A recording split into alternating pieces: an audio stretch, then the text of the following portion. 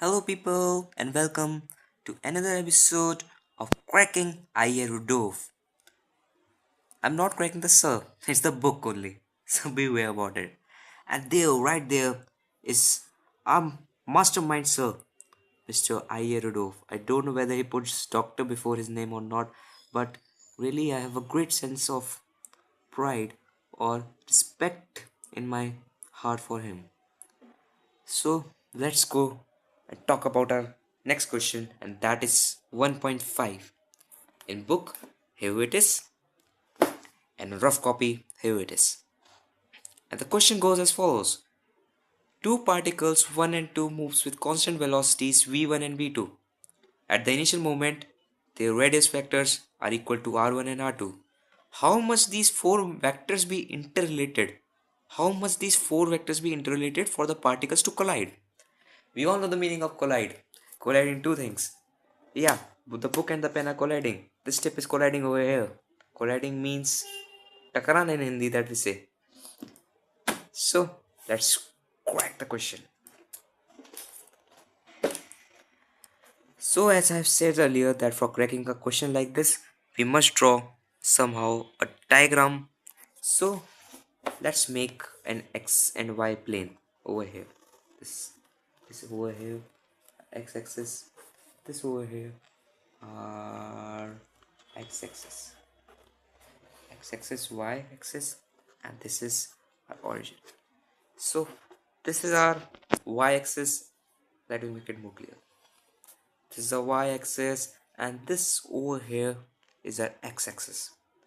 And the question is saying that the particle 1 and 2 moves with constant velocity v1 and v2. At the initial moments, the radius vectors are equals to r1 and r2. This vector r1 is equal to r1 with relation to the, let's think about that, the particle 1 is over here at this moment of time over a. So this, if we join the line, the line is not straight, I know that, it's r1, the radius vector of a with relation to the origin, as the question is saying. And for the particle 2, let me guess, it is over here. I don't know where in this real world, but I will let it be. So let me try to make a straight line. Here it's better than the previous one. And this is our r2 vector. So at that moment, their velocities were, the velocity of particle 1 and 2 were equal to v1 and v2. So let's think about it. Let they collide at this point D, the point of collision. Collision means I have said tip and the paper are colliding with each other, are meeting with each other at velocities. So let's take out that stuff away and think about that this distance. And what about this distance? So let me make an assumption over here. Let particle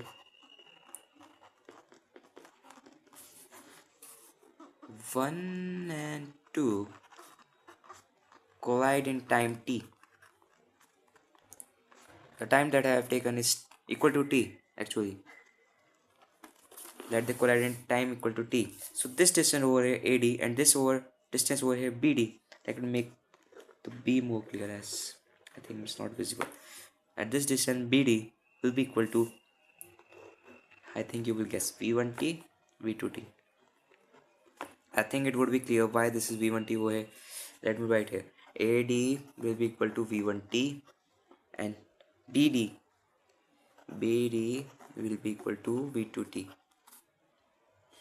So right over here we have drawn these vectors and this distance. Let me make a vector joining origin 2D and let me name it as R3 vector. Let OD will be equal to vector R3. So we can see over here that R3 is the sum of these two vectors and R3 is also the sum of these two vectors. So we can write it as R1 plus V1t. V1 is a vector over here, is equal to R3, and this plus this is equal to this, as you can notice here. This vector is going like this is going like this is going like this, and this is going like this, and this is over here. We can see from the laws of vector addition that r2 plus v2t will be equal to r3. So let me write it here over here. R2 plus v2t is equal to r3, and from these equations we can simply write both as equality, and that gives us r1 plus v1t. v1 is a vector, right? r2 plus v2t, and v2 is also vector, so we have to put an arrow over here. So now we have to eliminate t by some method. So let me take the t values in one side, the r values in the other side, and this will give us v2 minus v1. By taking t common, this will go over here minus, so this okay, t is equal to r1 vector minus r2 vector. Let me get more clear. v2 minus v1. And the trick over here is that time is a scalar quantity, it's not a vector quantity, so you have to put the magnitude here. Time is a scalar quantity, that's why we have taken the modulus of the vectors. So we get t over here is equal to this, and if we put it in this equation, let me name it equation 1. Putting t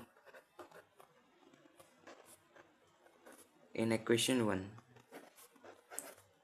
we get r1 minus r2 vector is equal to v2 vector minus v1 vector,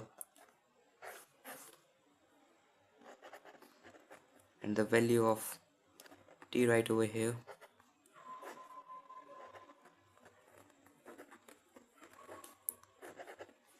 And if we bring it over here, we will get this as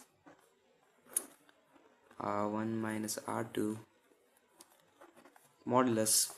Modulus sign is very important in this question, otherwise our question will be whole wrong. There is no meaning of dividing a vector by a vector. It's not practically possible even. And over here we get v2 vector minus v1 vector upon the modulus of v1 vector, v2 vector minus v1 vector, and that's our answer to this simple problem. I think you have enjoyed the problem. Let me make the answer clear. I think the answer would be clear over here, and this is our whole of the solution. I think it's beautiful. I think it's the eighth wonder of the world. So thank you guys for watching another video of cracking Irodov, and I hope you would have enjoyed it. Thanks for meeting us, sir, Irodov, today, and let's take a path journey forward, and let's focus on question 6th. Alright, here we go.